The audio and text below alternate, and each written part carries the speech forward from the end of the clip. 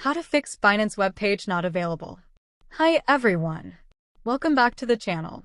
Today's video, we're going to troubleshoot the common issue of the Binance webpage not available error.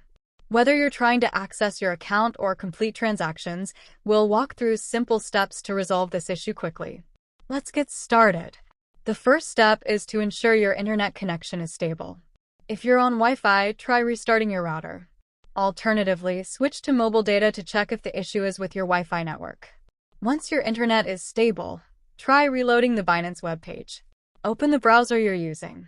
Go to Settings or History and select Clear Browsing Data. Make sure to check the boxes for cache and cookies before hitting Clear. Once done, restart your browser and try accessing Binance again.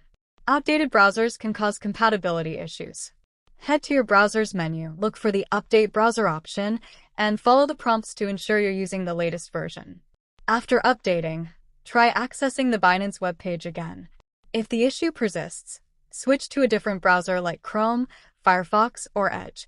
Alternatively, try opening Binance on a different device to see if the problem is specific to your current setup.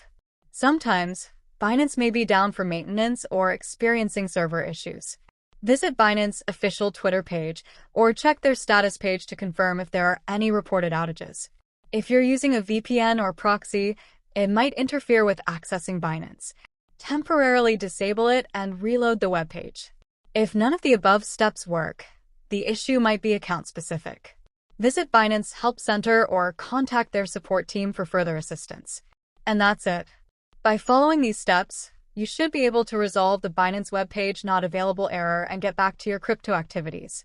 If you found this video helpful, don't forget to like, subscribe, and turn on notifications for more tutorials and tips. If you have any questions, drop them in the comments below. Thanks for watching and see you in the next video.